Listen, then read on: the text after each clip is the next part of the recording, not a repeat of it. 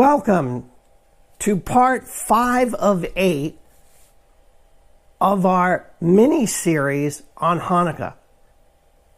This is Discovering Biblical Treasures. We come together to continue to talk about the different aspects of Hanukkah, and I'd like to spend these next 5 minutes or so recapping what we learned in 1 Maccabees, because 2 Maccabees is simply a repetition of 1 Maccabees with a lot more detailed information. So instead of going through all of 2 Maccabees, I'm going to take a little twist, do a little recap, and then continue with some traditions and some other worthwhile information I found about Hanukkah. First, remembering that Maccabees is not the surname of the family that Judas and his brothers belonged to. They were Hasmoneans, and Maccabee means the hammer because he put the hammer down on the Greeks and kicked them out of Jerusalem. He was the son of Mattathias. He was the third son of 5.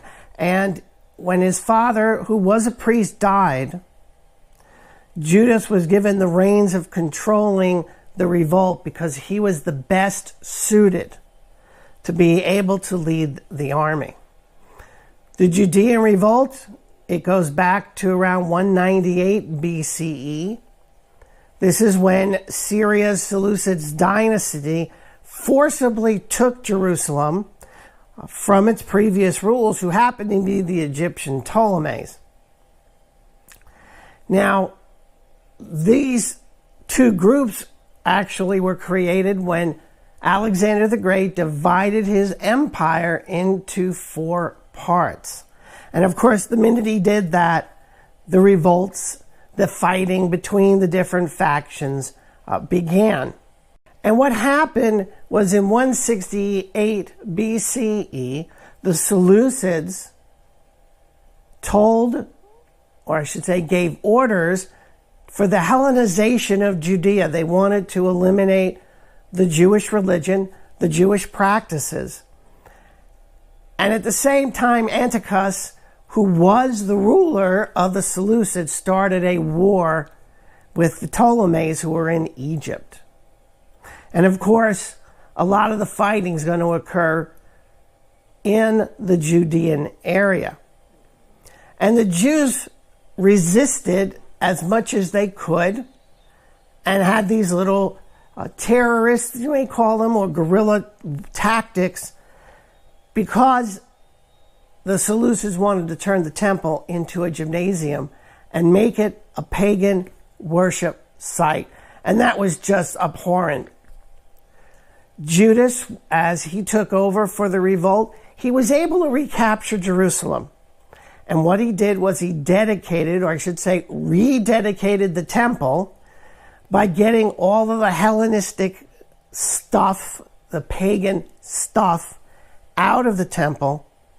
And he rededicated it to the Lord God on the 25th day of Kislev. He celebrated it for 8 days because the original dedication of the temple, of the first temple, and Hezekiah's dedication of the temple was 8 days long. That's why he picked 8 days. Eventually, Judas is going to get killed because we have to remember, contrary to how we celebrate Hanukkah today, the fighting did not stop. It's not going to stop almost until the Romans show up. It just continues. Simon, Judas' brother, will take over the revolt when Judas dies, and then Jonathan, the next brother in line, takes over when Simon is dead.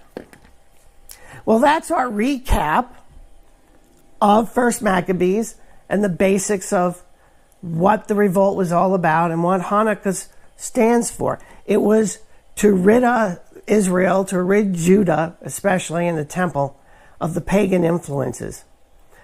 God bless you for watching this part 5 of 8 of our Discovering Biblical Treasures series on Hanukkah. God bless, and I'll see you in part 6. Shalom.